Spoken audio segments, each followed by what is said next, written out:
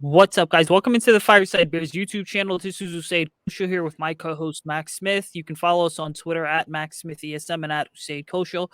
Check out Fireside Bears on all the social media platforms in the ticker below. Before we get into all the action, make sure that you are dropping a thumbs up on this video. Make sure you like this video too. Comment on it. We want to know your thoughts. Hit that subscribe button on the Fireside Bears YouTube channel. We're your one-stop shop for everything Chicago Bears. Max, we had the busiest weekend ever. It also marks, I think, the 1 year anniversary of us starting up Fireside Bears and coming together to do this YouTube channel.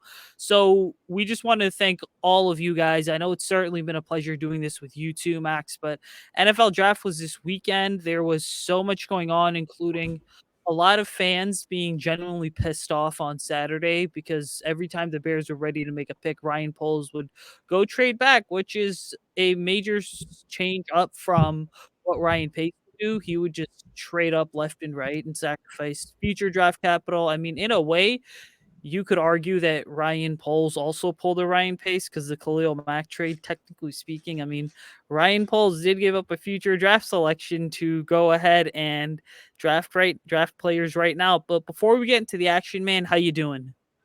I'm good. Yeah, no, it's been a crazy first year. We're very excited with the progress that we've made on this channel thus far. Shout out to the Windy City Productions, friend of the channel, friend of Usayd, for having us on his draft show. That was really exciting. Just want to say personal thank you. A year ago today, I was a dude who literally was lurking YouTube pages and Twitter pages, and now I get to talk to people that I've been, watching break news and be friends with these people. And just thank you to the community. Really, it's been an amazing first year, and we're super excited to see where we can get next year. But I'm doing pretty well. I don't know about you guys, but I think I was pleasantly surprised after day two. My initial reactions off of the second round picks were a little upset. I've said on this channel that I would be really upset if Ryan Poles drafted defense. I had a little sneaky suspicion that that's what was going to happen. But we're going to dive into that. So exactly why I've come around on that, why it may have been a better decision. And we're also going to talk about what that tells us about Eberflus and Poles moving forward in potential draft strategies or player acquisition strategies down the line for the Chicago Bears so that we kind of get a better understanding of this front office as we grow with them. And then just total surprises at the end of the day. This was a crazy draft across the board. So it doesn't just have to be about the Bears, but it could be about anything that surprised us in the 2022 NFL draft.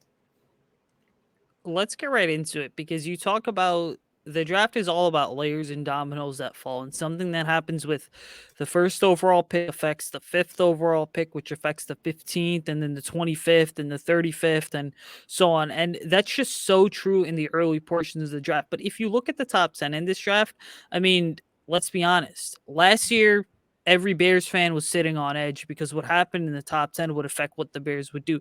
This year, though, with no first round pick, it really didn't even matter because the top 10 was about as predictable as it got. It only got super crazy in round one after Jamison Williams, Chris Olave, and Garrett Wilson pretty much went back to back to back. Which, side note, because one of my colleagues that I work with made a great note on Friday morning. He was like, hey, the three receivers that went back to back to back, despite the fact that Williams is at Alabama, he started off at Ohio State as Justin Fields' wide receiver. And then we know the story with Olave and Wilson.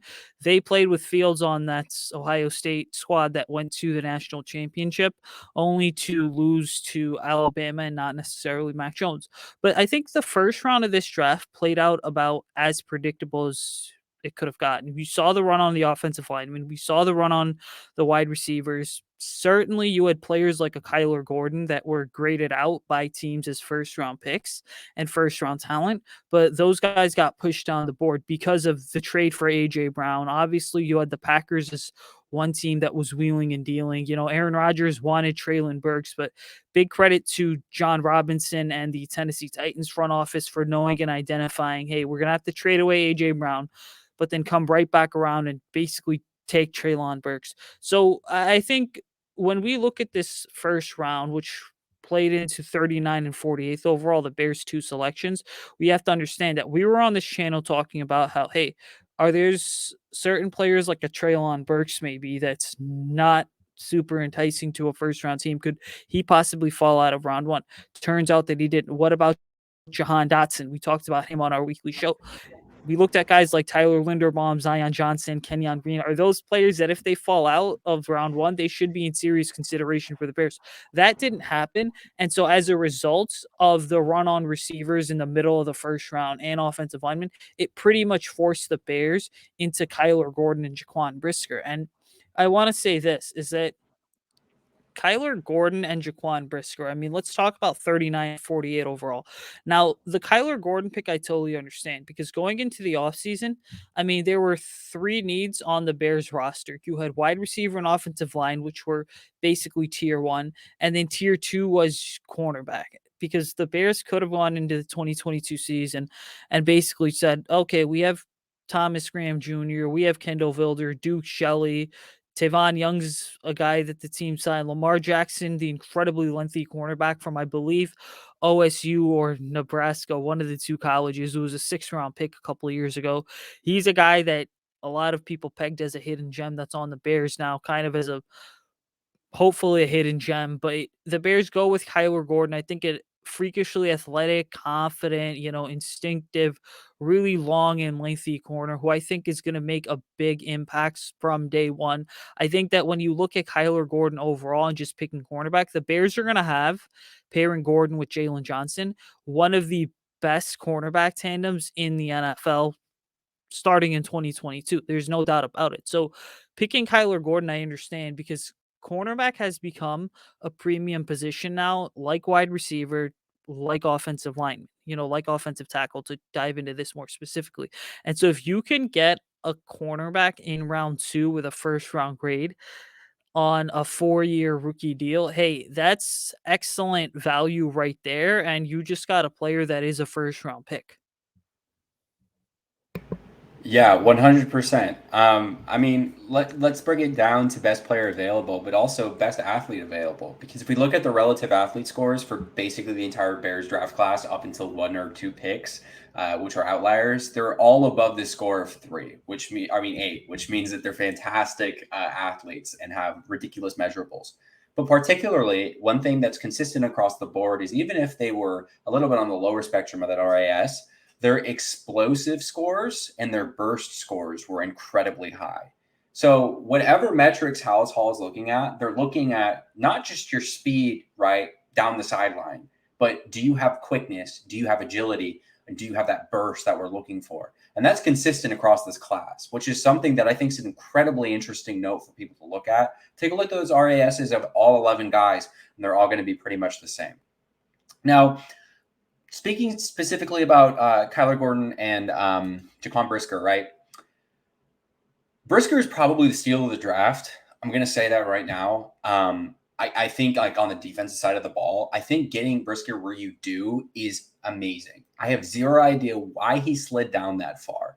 Many had him as the top 5 in the defensive back position, like let alone at safety, but across the entire board at D-backs. Like this guy was – he's an incredible talent for us to snag that early. There was a little bit of a run on cornerback specific towards the end of the first round, which is why the Bears felt the need to take Kyler Gordon. We see Roger McCreary taken by the Titans at the beginning of the second. We saw Trent McDuffie taken by the Chiefs at 21st in the first round, right? So off the board, those are your 2 best cornerbacks on the draft. Bears saw an opportunity to take the 3rd best, which was Kyler Gordon, who has just as much of a ceiling as Trent McDuffie does. I think he has some measurables more than Roger McCreary. He was my cornerback number 2 on this entire draft, so I'm incredibly happy we got Kyler Gordon. I had zero thought in my mind that we were going to be able to. So again, basically you outlined it for me, which was if we had some of these offensive players like a Zion Johnson that fell into our lap and we didn't take it, that's where the frustration comes from. But looking at what was available, right, comparatively on the offense or defensive side of the ball, Jaquan Brisker and Kyler Gordon are going to be day 1 starters. Like, there's no question in my mind. These guys are plug and play, ready to go, ridiculously high skill ceilings. Jaquan Brisker reminds me of Eddie Jackson pre-injury, where the dude's just got a nose for the football, right? And same with Kyler Gordon. These guys are turnover machines, which is another reason why they were brought into this system, because Eberflus values turnovers basically over anything else. Because how do you help your quarterback at the end of the day as a defense? You get the ball back into his hands, right? So these additions, we should be thinking them as support for Justin Fields, because if you don't have a solid secondary in this league, you're not going to be able to get the ball back in the quarterback's hand, and you're going to keep up running the scoreboard, so it makes his life more and more difficult, right? So at the end of the day, I think this was the best move for the Bears. Let's focus on the secondary, pass happy league. Look at the run at wide receivers in the NFC North in the past 3 days, right? The Lions bolstered their wide receiver core. The Packers brought in talent at the wide receiver position. We're the only team that really stacked the defensive back. I mean, the Vikings brought in some secondary help too in the draft, but comparatively to what we did, like, we won the Cold War arms race in the secondary this offseason compared to the rest of the NFC North. They were stacking offense. We stacked the defense there. So now we just have to see what the payoff is on these guys, right? And I think it's going to be incredibly high. And we're going to see a lot of fun clips out of minicamp and rookie OTAs here pretty soon.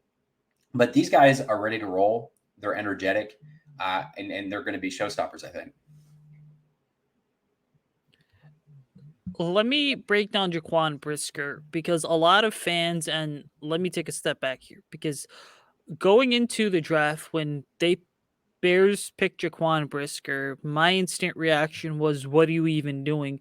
Specifically because safety wasn't that big of a need. But one of my other colleagues on Bear Report, when we were breaking down the draft, Zach Pearson, who again is at Hallis Hall whenever they allow media members in there, said something interesting. He's like, look, this team has not had a starting caliber strong safety and a consistent presence at that spot next to Eddie Jackson since Adrian Amos left town in 2019. And by the way, Adrian told me himself that the Bears never offered him a contract, which just goes to show that Ryan Pace and Matt Nagy at the time felt as if they could go ahead and find somebody to replace his talent level and production, albeit at a much cheaper price. And haha, Clinton Dix never really lived up to expectations. Tashawn Gibson was okay, a stabilizing presence, but again, Tashawn's also, I think, one of those players that was just, when he signed with the Bears late in the process, he was on kind of the tail end of his career. So when I look at Brisker, this is all about giving the Bears a really solid safety tandem for the next couple seasons. Obviously, some of that depends on what happens with Eddie Jackson, because he could be a post-June 1st cut in 2023. When you look at Jaquan Brisker, you're getting an incredibly smart, instinctive, fast, rangy safety who can play 15 to 20 yards behind the line of scrimmage like a lot of safeties typically do. Or you can put him up there in the box and kind of stack the box with those 7, 8, 9-man boxes and have him just be that physical thumper run support. When you have a safety that's as versatile as Jaquan Brisker is, what does that allow you to do? That basically expands the back half of your defense as well as the guys in the front seven. So now teams could possibly go ahead and key in on Jaquan Brisker if they're going to see him up near the box. Well, guess who's going to be playing the strong side linebacker? That's going to be Roquan Smith, who's going to be flying all over the place, right? So ultimately, when we look at this, this is all a more layered defense than you could ever imagine. Now, compared to the Vic Fangio teams, and then there's something to note here.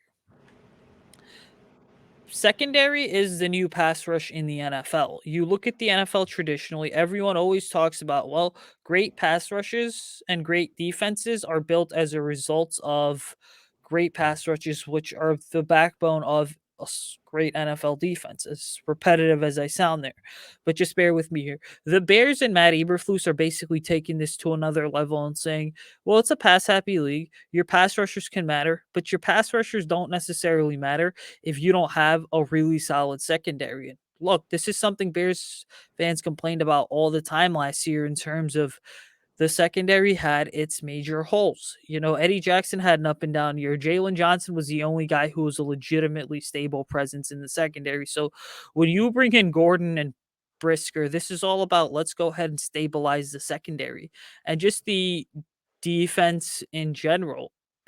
So for the Bears, I mean, they're looking at this and they're saying, cool, let's just build up this secondary in a pass happy league.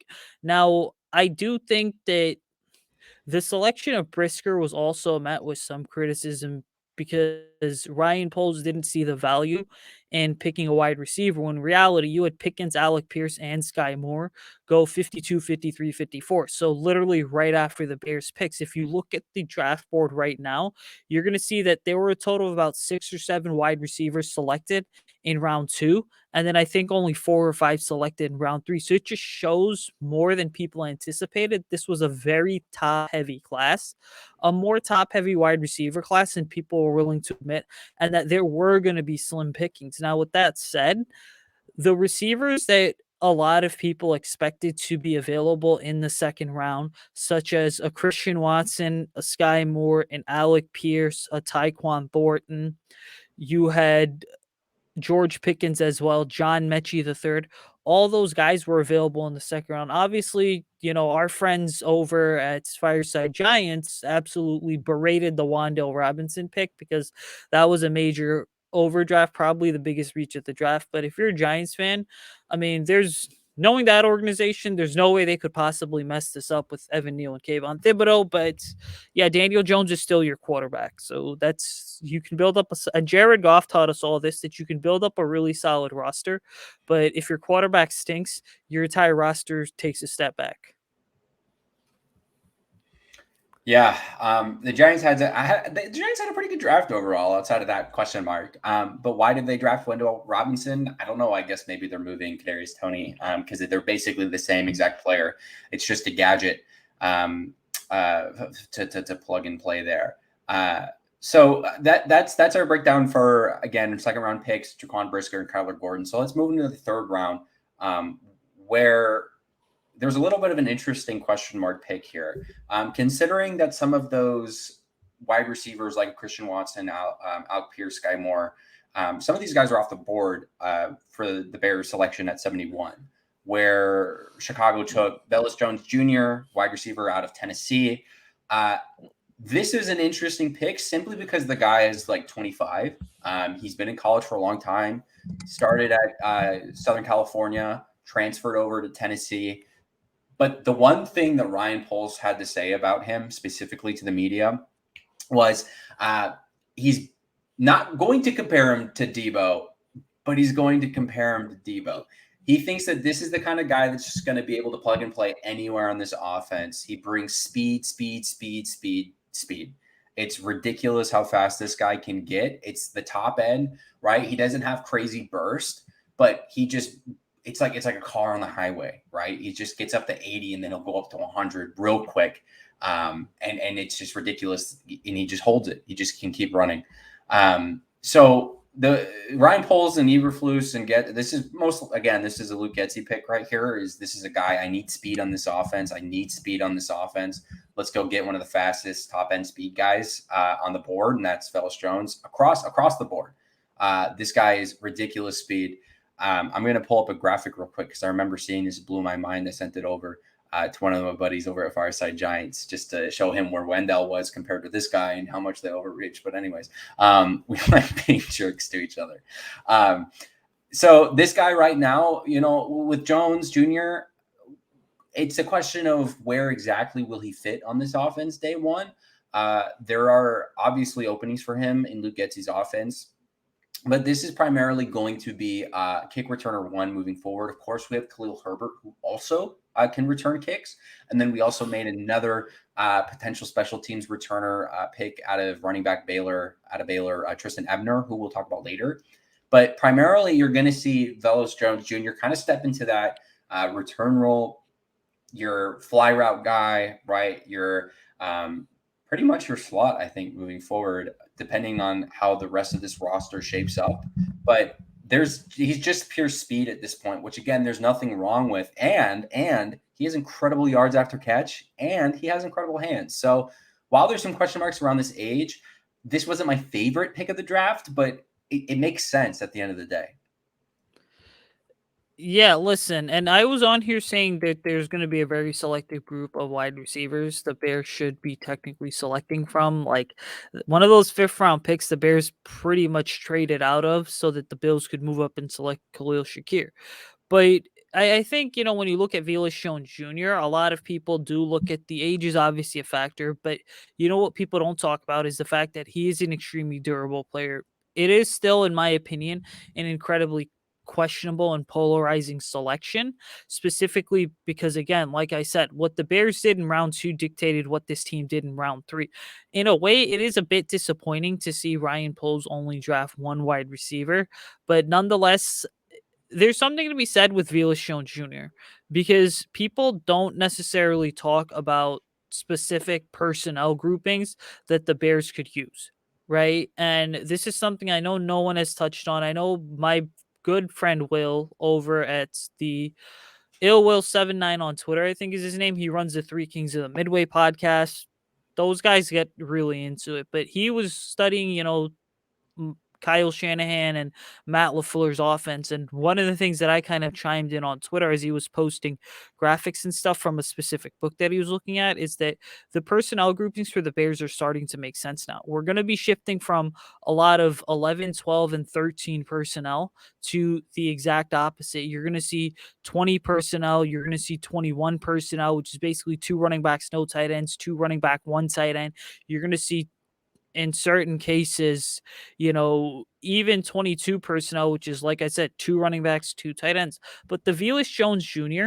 pick is what is going to make this offense more expendable than it is. Now, obviously, people are looking at the Jones selection, also saying, well, the Bears don't really have any weapons for Justin Fields. There's something to be said because it's either you say, oh, there's Cole Kmet, Darnell Mooney, and guys like Byron Pringle and Khalil Herbert and now Velus Jones Jr., or there's no weapons at all. And I think the Bears do have a solid nucleus of weapons. I think that Mooney, with the inconsistent quarterback play, has been cheated out of production. I think that David Montgomery running behind basically what has been a inconsistent offensive line has also been cheated out of production. And watching David Montgomery, I say this every single year since he's been drafted, he's a player who can eclipse 2,000 yards from scrimmage any given year. I mean, that's how good he is, So, and then Cole Kmet too, just inconsistent production. Who again, I think that if Matt Nagy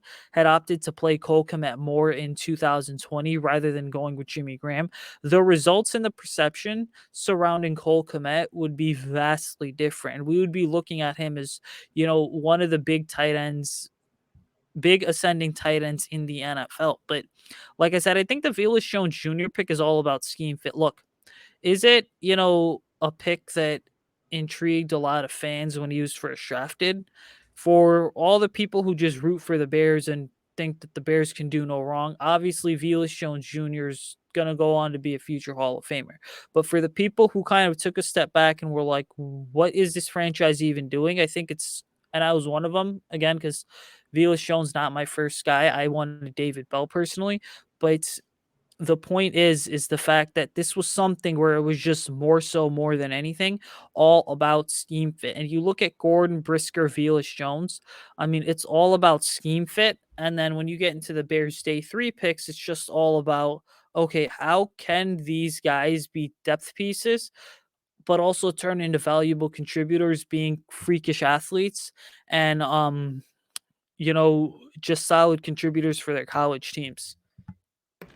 Yeah, I mean, basically sums it up beautifully there.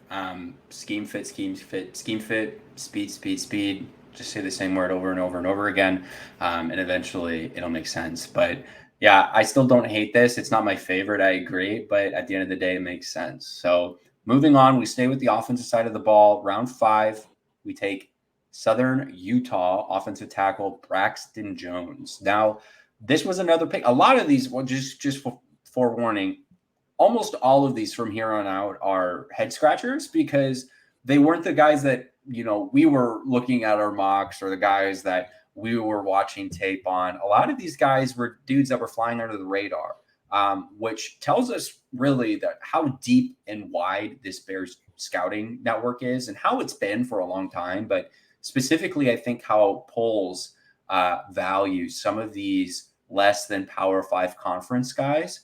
This is an interesting approach because only about four. About three of these guys moving forward are Power Five conference guys out of one, two, three, four, five out of five, right? So overwhelmingly, amount of these guys aren't from the big showstopper names. They're not going to the big college football playoff games. They're just grinders. They're performers. There's guys who had to have resistance their entire life and career and had to fight for a spot on a roster. So Ryan Poles probably likes that, and this scouting team probably likes that. But Braxton Jones is a guy who needs work. A lot of these guys are developmental picks, which is what I like, because when you have a ton of picks, you're allowed to make gambles on some of these guys. If they don't pan out, they don't pan out. Oh, well, you move on to the next. But all of these guys are athletes, and Braxton Jones is no different. He has ridiculously good athletic measurables. His feet are quick. His hands are strong. The dude does not give up on a play. He will drive and drive and drive, and he's incredibly smart.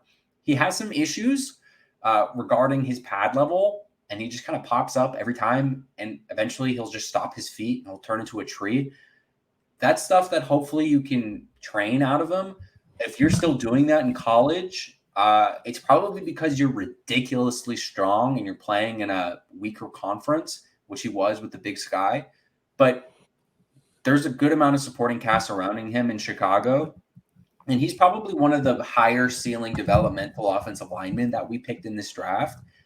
He has long-term potential starter in him. I just don't think that he's going to be a day one impact. I don't think he's going to be starting on the line. He's a great reserve to have going into the season. I still think the plan is to have Tevin Jenkins and Larry Borum anchor at the line.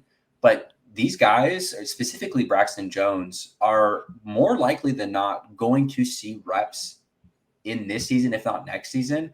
But again, if Larry Borum doesn't pan out, or if Tevin Jenkins, if they still have some injury concerns around Tevin Jenkins, they're like, oh, maybe he's just not fit. Maybe he can't come back to play.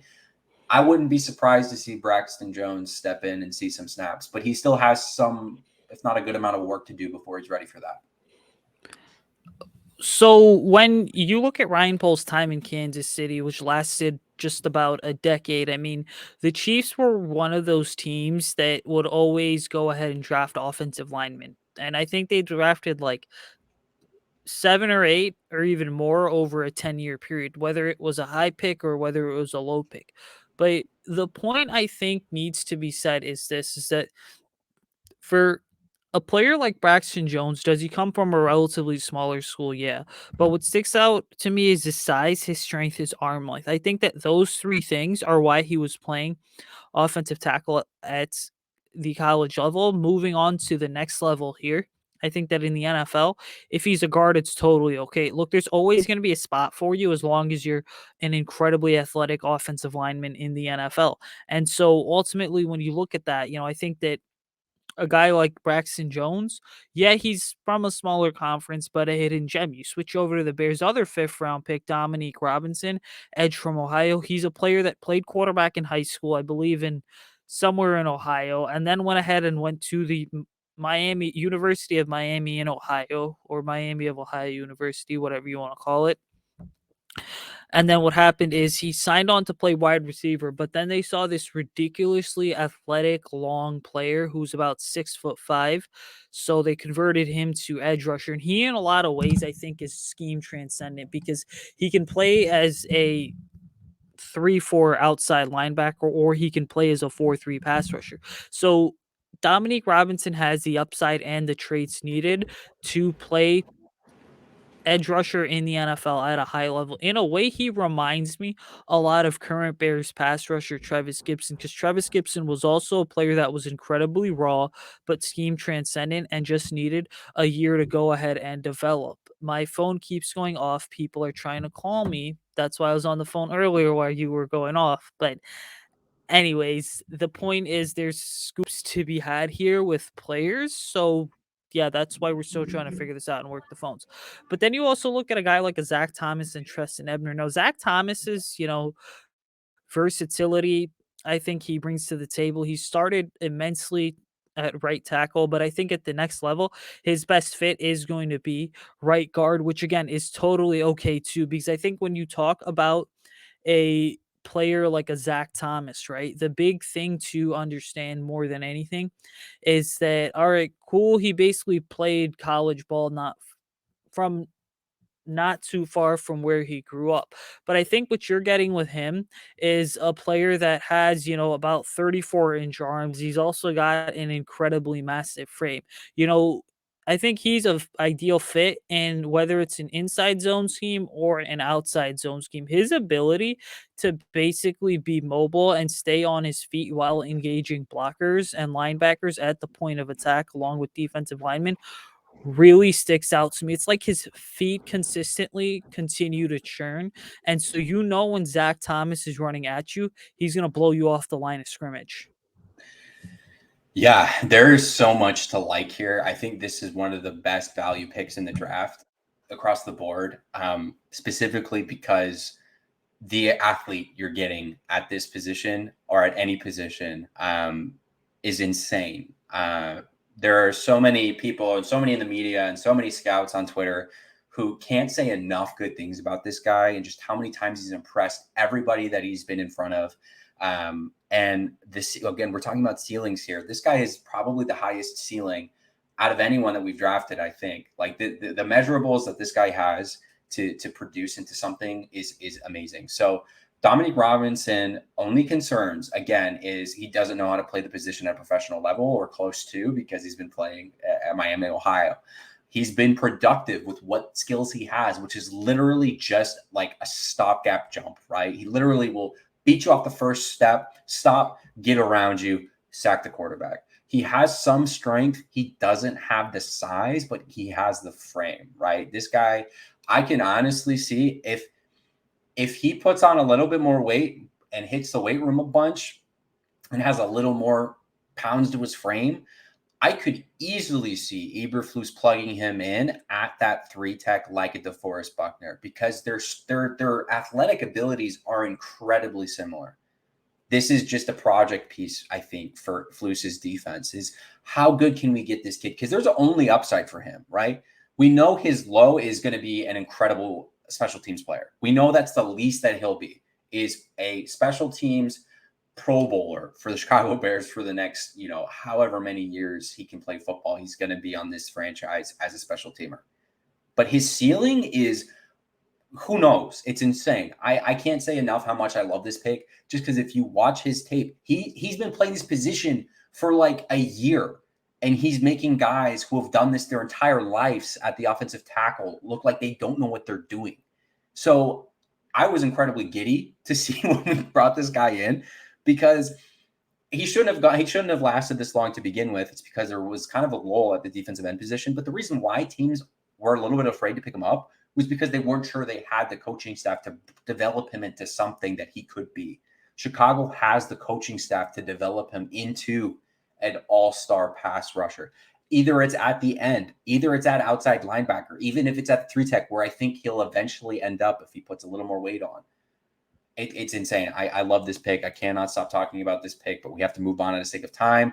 We move back into the offensive tackle position at round 6. He's probably going to be a guard, but we're talking about Zachary Thomas out of San Diego State. This was a bit of a lukewarm pick for me. Zach Thomas isn't anyone to write home about. Solid value at the round 6. He's probably a reserve for the scheme. He's another, like Braxton Jones. He's a more of a zone run scheme guy. These aren't really good pass blockers. These are more at the point of attack, push you off the line of scrimmage, run with you kind of guys, which again speaks to the fact that they're all athletes. But specifically, this isn't traditional pass blockers, which I guess for Justin Fields, it makes sense to have incredibly athletic linemen, right? Because Justin's going to be moving around the pocket, so you need linemen who can keep up with them. So I like this strategy personally, and a zone running scheme, as we saw with Bill Lazor's zone scheme attempts last year with Matt Nagy. David Montgomery excels in the zone run scheme, excels. So it only makes sense that Getsy goes, well, why don't we run more zone runs? Matt Nagy's gone, so why don't we do what we should have been doing for years here? Anyways, Braxton Jones and Zachary Thomas, again, not day one starters, more reserve guys. Braxton Jones has a higher ceiling than Zachary Thomas. I like Zachary Thomas. I think he'll be a reserve for the Bears for 3 or 4 years. Hopefully he can develop into something better. We could potentially see him step into a guard position if Cody Whitehair leaves. But again, just speculation. But he's a solid value at the round 6. Earlier when I broke down personnel groupings, I talked about how the Bears would have a couple, two-back sets. I think that's exactly what the Bears are aiming to do here with Treston Ebner, who some of our friends on Bears Twitter are completely low on. But I think when you dig deeper into Ebner's background, you look at a player that in high school played on both the offensive side of the ball and the defensive side of the ball. At Baylor, he was kind of a do-it-all type player. I think he's a Swiss Army knife, similar to a guy like a Tony Pollard, who's a running back for the Dallas Cowboys. Ebner's tape that I've had an opportunity to watch pre-draft process as well as kind of post-draft, getting a deeper dig into how the Bears are going to use him. I see a player who can line up in the slot, line up in the backfield, a player you can run slant routes with, a player who's going to run into the flat, a player who can run a couple angle routes too in the middle of the field. I think that Ebner has an opportunity to be a true mismatch weapon. So really with this pick, I think it was just all about how do we continue to cater to what Kyle Shanahan's doing in San Francisco? Because if you look at Luke Getsy and his roots with the Green Bay Packers, something needs to be understood is that the Packers didn't necessarily have that incredibly versatile wide receiver or running back that they felt as if they could just move around all over the place. In Green Bay, it was kind of just Aaron Jones, who was your do-it-all back, A.J. Dillon, who was kind of your power back, and then obviously Devontae Adams, and then Alan Lazard was also a pretty solid back, but they didn't have another running back to pair with Dillon or Jones that you looked at and you were like, okay, that there is a Swiss Army knife. Then you get into the final pick of round 6, Doug Kramer. I think that that's a player right there who has a lot of potential. Is he a player that's the flashiest by any means? No, but he gets after it in the point of attack. He's a player that's incredibly explosive off the football. He identifies the gaps in the defensive linemen that he needs to hit. He's also an Illinois native, I think a Hinsdale Central graduate. So we have a hometown kid. I know that our friend Rashab, who I texted today, by the way, and he's going to be on the show in a couple weeks here to break down the state of the offense. He's high on the Doug Kramer pick, but ultimately, I look at the Doug Kramer pick and I will say this, that it's one of those where it's the first legitimate attempt for Ryan Poles at trying to stabilize the center position in the long run. Oyland Krutz, who I know got into some beef today, and this seemingly always the discussion on Bears Twitter because he was a Sam Mustipher fanboy. Look, no disrespect to Oyland, because let's be honest about something. I mean, he is pretty good, as a player. And he was the last legitimate piece that this team had at the center position. I think that, Lucas Patrick in a lot of ways is going to be a really valuable mentor for a guy like Doug Kramer. I would say this, that Doug Kramer has everything needed to start from day one in the NFL, but what he really lacks is just the smarts and the instincts needed to play center, which again just comes with time and experience. Yeah, I like Doug Kramer a lot. I think this is another guy with a really high skill ceiling. He was my center 3 coming out of the draft, or coming into the draft. Was kind of actually excited to see him being drafted by the Bears because I think he's going to be a solution here to the center question. I really do, because this is a guy that works harder than anyone else. This is the kind of hard-nosed, scrappy guy. Doug's undersized. He's not as tall as some of the other centers in the league, but he is not going to be outworked. We've seen that time and time again. And he has some of the quickest feet I have ever seen at the center position. The way this guy scoots is incredible. And if you're talking about play actions, if you're talking about traps, if you're talking about zone run schemes, this is the guy you want at the center. So if he works on his strength a bit, that was the number one concern with Sam Mustipher. But Doug Kramer can move quicker than Sam. So I think it's an overall upgrade at this position. Just give him some time in the weight room, get him some more Big Macs, and this guy's going to be ready to roll starting center for a long time, I think. I think this guy's got a long-time career in the NFL. Hopefully it's with the Bears. But we'll move on into round 7. We have another offensive lineman, Ja'Tyre Carter out of Southern University. First HBCU drafted for the Chicago Bears in a couple of years, and first Southern University player drafted in like over 10 years. So congratulations to Ja'Tyre Carter. Again, I'm like trying not to repeat myself, but this is another guy who is like the Zachary Thomas, Braxton Jones, maybe a little less high of a ceiling, but incredibly strong. You get a lot of strength out of this guy. His grip is insane. He's not going to let you go. That's how he beats his competition, which isn't as good even as Zachary Thomas or Braxton Jones, just because of the conference that he's playing at. Hopefully, Deion Sanders is able to turn that around with his work at Jackson State. HBCU should have a ton of talent.